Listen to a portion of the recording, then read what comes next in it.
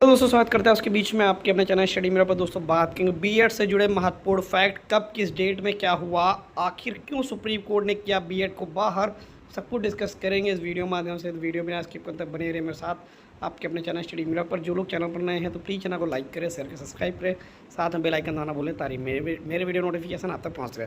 दोस्तों बीएड को लेकर लगातार संशय लोगों के दिमाग में चलते रहते, कब क्या हुआ, कब कैसे हुआ, क्या चीज़ें होंगी, क्या ये जो ऑर्डर है पहले पूर्व प्रभावी होगा नहीं होगा, सारी ए टू डेट जानकारी आपको इस वीडियो माध्यम से देंगे। तो 28 जून 2018 एनसीटी की जो अधिसूचना थी, जिसमें एनसीटी ने 28 जून 2018 को एक अधिसूचना जारी की थी, जिसमें बीएड को प्राथमिक विद्यालयों 1 से 5 में शिक्षक पदों के लिए पात्र घोषित किया गया था।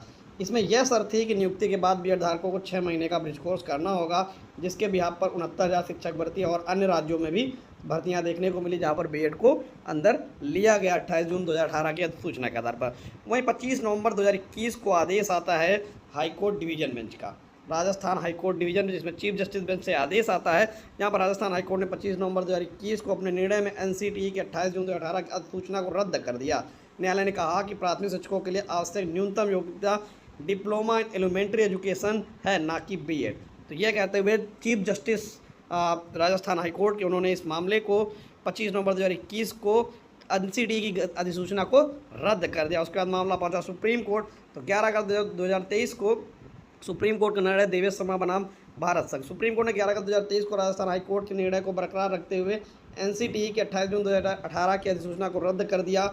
न्यायालय ने कहा कि बीएड धारकों को प्राथमिक स्तर पर पढ़ाने के लिए आवश्यक शैक्षिक प्रशिक्षण नहीं मिला, जिससे शिक्षा गुणवत्ता प्रभावित हो सकती है। जिसको लेकर आदेश को लेकर बहुत सारे लोगों के दिमाग में डाउट था कि ये आदेश पूर्व प्रभावी होगा या 11 अगस्त के बाद से प्रभावी होगा। इसके लेकर फिर एक क्लेरिफिकेशन एप्लीकेशन पड़ती है, जो 2 अप्रैल 2024 को छत्तीसगढ़ हाईकोर्ट का एक निर्णय आता है। छत्तीसगढ़ हाईकोर्ट ने 2 अप्रैल 2024 को अपने निर्णय में बीएड धारकों को प्राथमिक शिक्षक पदों के लिए अयोग्य घोषित किया। यह निर्णय सुप्रीम कोर्ट के 11 अगस्त 2023 निर्णय के आधार पर लिया गया। 8 अप्रैल को सुप्रीम कोर्ट ने अपने स्पष्टीकरण में कहा, जब क्लेरिफिकेशन पड़ी, सुप्रीम कोर्ट ने कहा कि स्पष्ट किया 11 अगस्त 2023 से पहले नियुक्त बीएड धारकों की नियुक्तियां सुरक्षित रहेंगी। यह निर्णय पूर्व प्रभावी नहीं होगा। न्यायिक टिप्पणियों के आधार पर आप देख सकते हैं कि सुप्रीम कोर्ट बीएड पाठ्यक्रम प्राथमिक कक्षाओं के लिए आवश्यक शिक्षण कौशल प्रदान नहीं करता है, इसलिए बीएड धारकों को प्राथमिक शिक्षक पदों के लिए अयोग्य माना गया।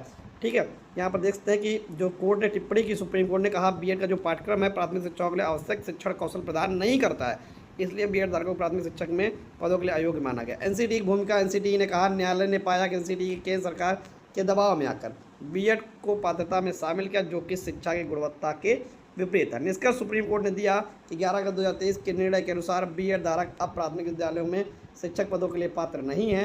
हालांकि यह निर्णय पूर्व प्रभावी नहीं है, इसलिए 11 अगस्त 2023 से पहले नियुक्त बीएड धारकों की नियुक्तियां सुरक्षित रहेंगी। अगर आप बात करें तो यहाँ पर आप देख सकते हैं कि बीएड का जो क्यों सुप्रीम कोर्ट ने बाहर किया, आखिर क्या रीज़न था, उसका सबसे पहला कारण था शिक्षा के लिए डिज़ाइन नहीं है। प्राथमिक शिक्षा के लिए इसका जो स्ट्रक्चर था बीएड का, वो डिज़ाइन नहीं है। 6 से ऊपर के छात्रों पढ़ाने के लिए प्राथमिक कक्षा 1 से 5 के छात्रों मनोवैज्ञानिक, भाषाई और भावनात्मक ज़रूरतें अलग होती हैं।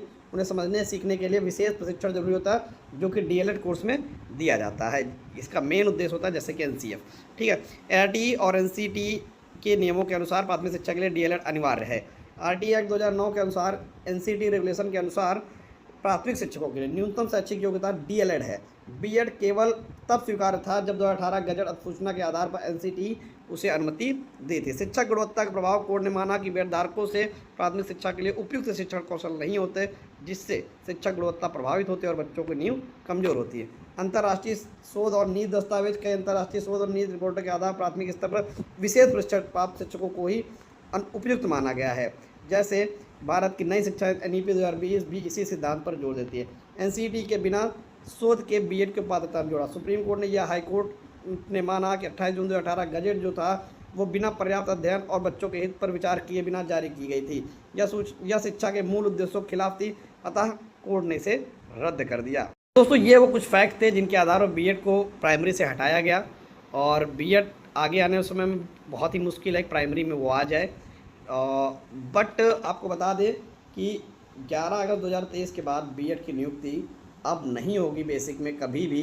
ठीक है, और भविष्य में अगर कुछ होता है तो नहीं बता सकते, लेकिन अभी की ये है जब तक 11 2023 के बाद बीएड प्राइमरी में नहीं हो सकता। धन्यवाद।